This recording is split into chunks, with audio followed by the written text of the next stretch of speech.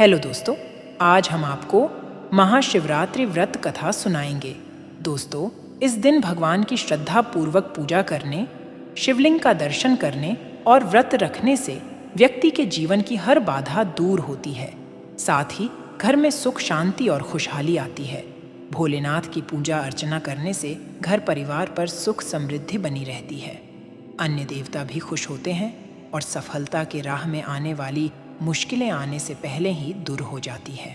यदि आप भी बाबा भोलेनाथ को प्रसन्न करने के लिए व्रत कर रहे हैं तो इस शिव व्रत कथा को सुनकर इस उपवास को पूर्ण करें। प्राचीन काल में एक शिकारी जानवरों का शिकार करके अपने परिवार का पालन पोषण करता था।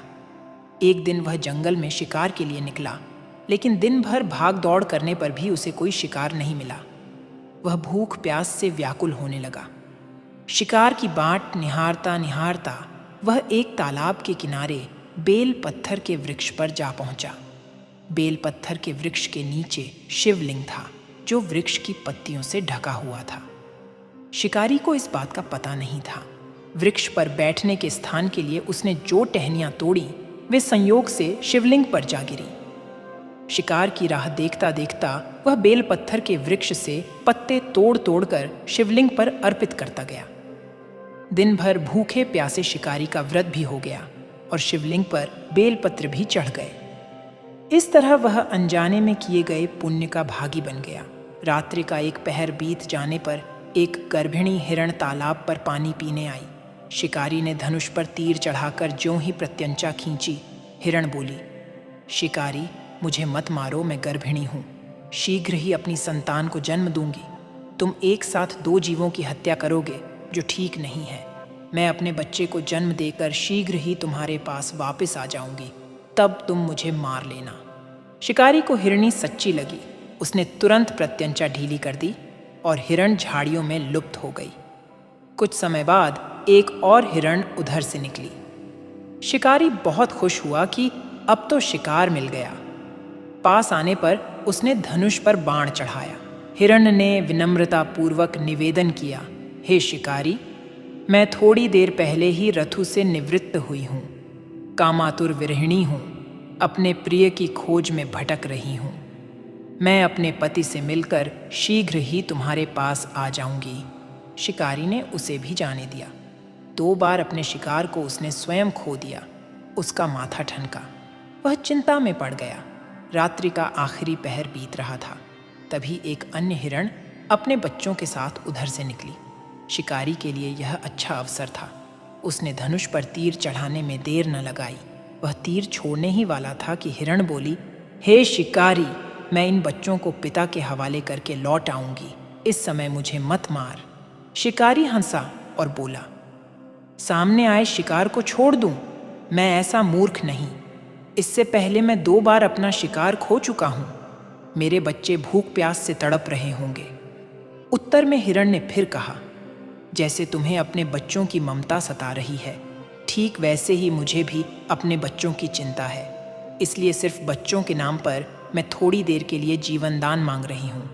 हे शिकारी, मेरा विश्वास कर, मैं इन्हें इनके पिता के पास छोड़कर तुरंत लौटने की प्रतिज्ञा करती हूँ। हिरण के दुखी स्वर सुनकर शिकारी को उस पर दया आ गई। उसने उस हिरण को भी जाने दिया।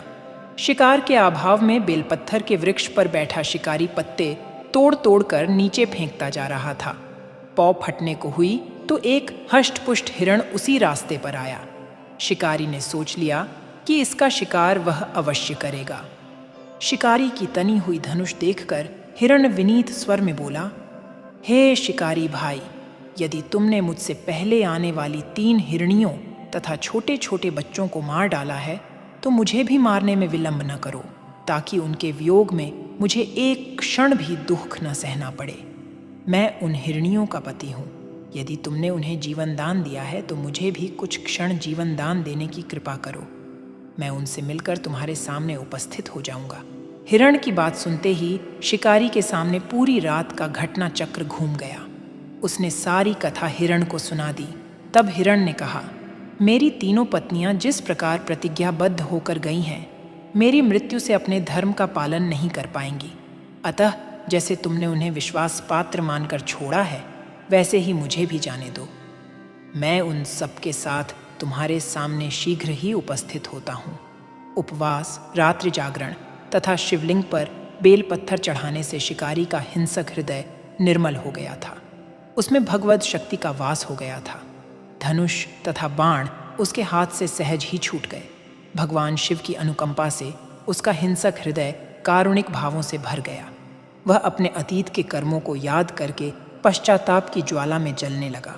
थोड़ी ही देर बाद हिरण सह परिवार शिकारी के आगे उपस्थित हो गया ताकि वह उनका शिकार कर सके, किंतु जंगली पशुओं की ऐसी सत्यता, सात्विकता एवं सामूहिक प्रेम भावना देखकर शिकारी को बड़ी ग्लानि हुई। उसके नेत्रों से आंसुओं की लहर बहाने लग गई।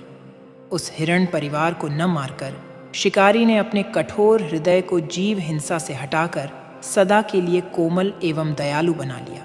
देवलोक से समस्त देव समाज भी इस घटना को देख रहा था।